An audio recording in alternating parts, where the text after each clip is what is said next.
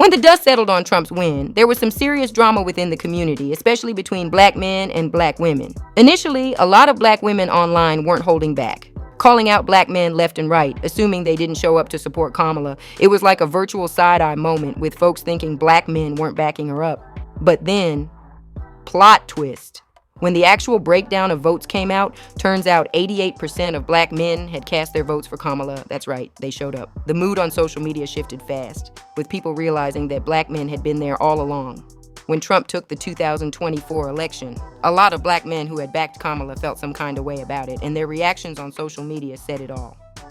A list of people I want slapped out of their sleep when they wake up on November 6th. Latinos for Trump. You colored for Trump. Women for Trump. Donald J. Trump and his dead daddy too. Dig his dead ass up and slap the fuck out his dead ass carcass. If you voted for Donald Trump, I have absolutely nothing fucking nice to say to you. See, because one thing for sure, two things for certain, y'all must be dumb as fuck to not understand what this man is going to say and do. One thing I am mainly worried about is Social Security. One, because I'm going to get old one day. I need my Social Security benefits. And two, health insurance. He wants to take away the Affordable Care Act. Are y'all listening or are y'all stupid? Whoever voted for Trump, don't say shit to me. Congratulations, y'all got what y'all wanted. I don't want to hear nobody complaining about shit, because I don't give a damn. I don't give a fuck if they shut the whole earth down. Oh, motherfucking well.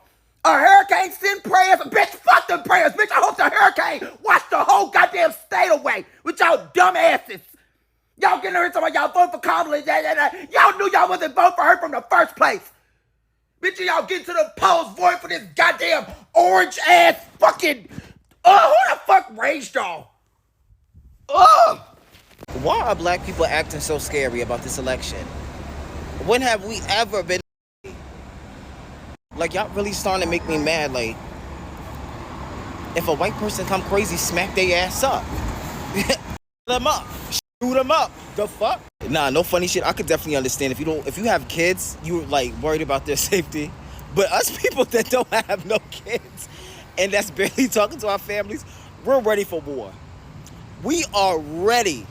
Like, let me tell you something. If there's ever a time where I have to defend myself because of a presidential election, I'm going to take that advantage. I am going to slaughter anybody who comes for me. I promise you I am. I'm ready.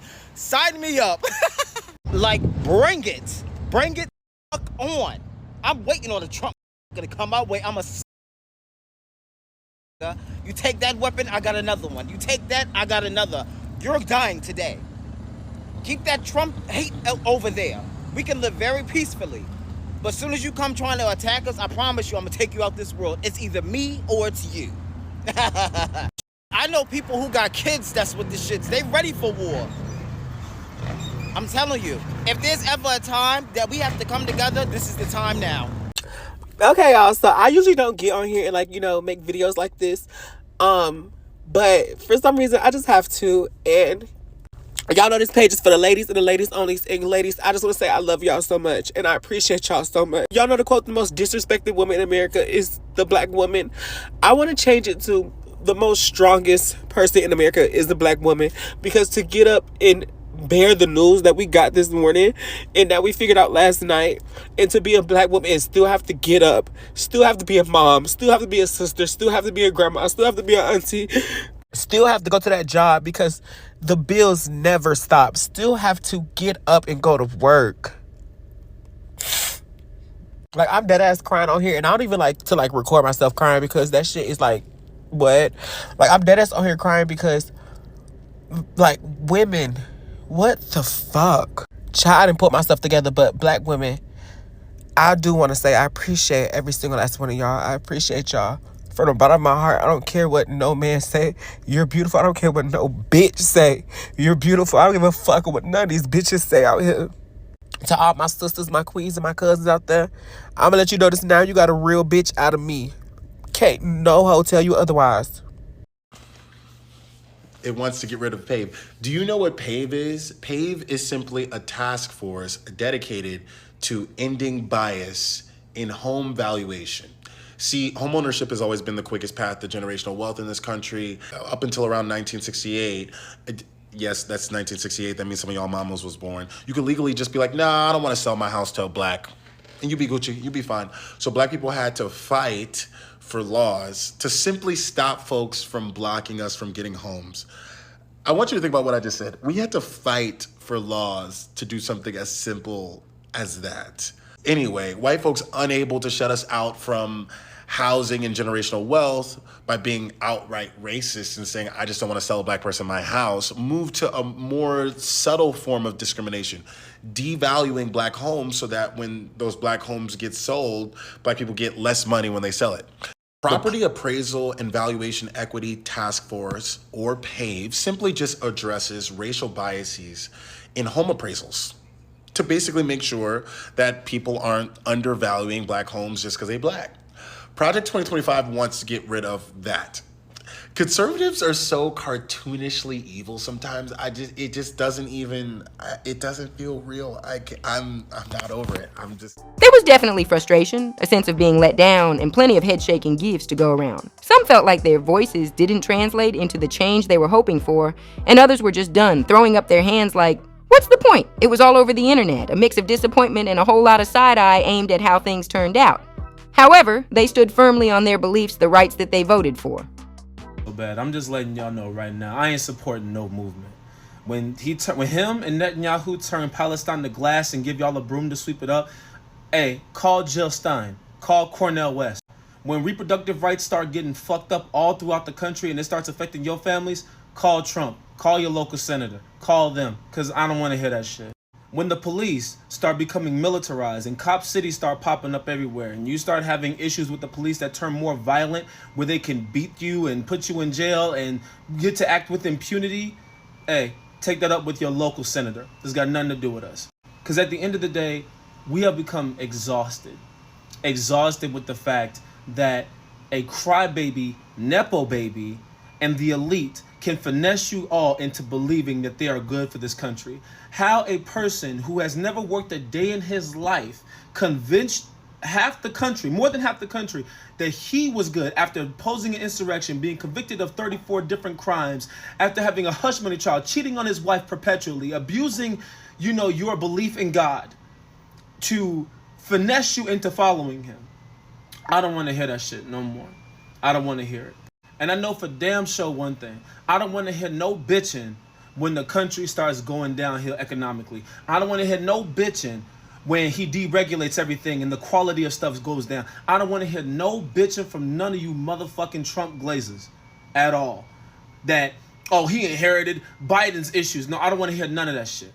I don't want to hear none of it. Because this shit is absolute nasty work. This is fucking nasty work. Like, I cannot believe that we have to deal with this motherfucker for another 4 years, bro. We got to deal with these Bible-thumping goofies for another fucking 4 years. It's crazy. And they have more power now. A stacked Supreme Court, the House and the Senate, possibly. Like, bro. I think a lot of people being too lax when it comes to this voting shit. I keep hearing a lot of cool shit along the lines of, hey, just go out there and vote. Doesn't matter who you vote for. Just vote. Your vote matters. Actually, I do care. Vote for Kamala. What the fuck do we be talking about? Are you stupid? Why the hell would you vote for Trump? And the shit that fucked me up is the rhetoric in my community around not voting for Kamala is she's not as pro-black as she appears to be. Trump is? What do you niggas be talking about? Are you fucking dumb? And then the rest of y'all talking about this goddamn overtime pay. It's gonna go one of two ways. Way number one, they're gonna cut the goddamn workforce in half, and only half of y'all is gonna get that fucking overtime pay, and you're gonna really have to do every single ounce of that goddamn job. Two, they increase the workforce, and all y'all niggas getting 39 hours, no more fucking full time, and they'll be damned if they give you that 41. You ain't gonna get 1 hour overtime pay. Stop being goddamn stupid. Then it really cooked me because Trump got impeached. Did y'all forget about that? How many people would you trust with a job that got fired from the same goddamn job? There's only ever been 4 presidential impeachments. This nigga was 2 of them. Really think about it. Put it in a different setting. What job would you feel comfortable being led by a motherfucker that's been fired twice?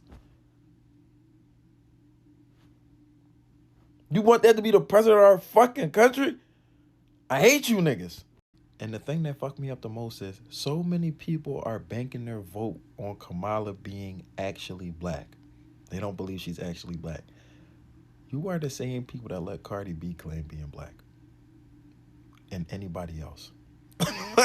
Since when did you ever need proof of a motherfucker being black for real? But this is about presidency. This is about presidency. You're worried about race. Not even what they're gonna do for your race. No, you're worried about the race of the candidate. Stop being fucking stupid. Thank you. So I'm gonna run this by you real quick. It's not gonna take long at all, okay? So you know how the devil's lettuce is illegal in Texas? But if I go to Colorado and smoke a little bit, if I come back home, the police aren't gonna be at my door talking about what'd you do in Colorado. You get what I'm saying? Sports betting is also illegal in Texas. But if I go to Vegas and bet on an NFL game, again, I'm not gonna come back home with the police in my place talking about what'd you do in Vegas. It's not gonna happen, right? But abortion is illegal in Texas, right? And when a woman travels out of state to get the health care she needs, deserves, and has a right to, the state of Texas is suing to have access to her medical records so they can be like, oh, you traveled out of state to get an abortion? Now you have to answer for that because it's illegal in Texas. You see how that doesn't make any fucking sense?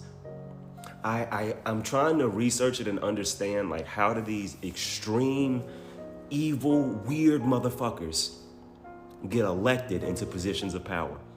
I think it's because enough people don't pay attention to politics, or definitely because enough people don't go out and vote. Because what the fuck is that? Texas literally sued so that they can have access to women's medical records to see if they traveled out of state to get an abortion because it's illegal in Texas. That is beyond an invasion of privacy. That is straight up trying to own somebody. That is the state of Texas saying, we own you. You will abide by our laws no matter where you are on the planet. You see how fucking weird that is? That's why this whole leave it up to the states thing doesn't work. For you idiots out there, please try to understand the concept that it is the United States of America because every state answers to the federal government. But when you take that away and you leave certain things up to the states and they don't all collectively answer to the federal government, ultimately, it's no longer the United States of America. It's just the states of America. So when you live in a country where you leave everything up to each individual state, like, that's not united anymore. Like, if somebody comes in and bombs California, is Arizona gonna be like, oh, that's California's problem, everything's up to the states, it's not the United States? Like, you see how fucking left this shit can go? That's why you need shit like Roe v. Wade and a federal law.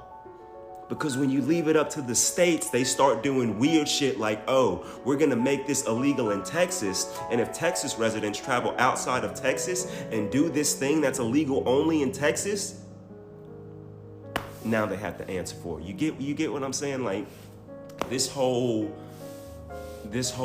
abortion up to the states thing, and you got these extreme conservative Republicans and these extreme Christian nationalists, when you give them positions of power, it gets weird, man. It gets sad and it gets fucking dangerous, and it impacts people's lives. And the people that made that ruling, the people that made that law, the people that enforced that policy, their lives are not affected by it. That's why they don't give a fuck. It's the people that are suffering from not having access to the healthcare that they need and deserve. Those are the people who are negatively affected by these dumbass rules. If you don't like abortion, don't go fucking get one.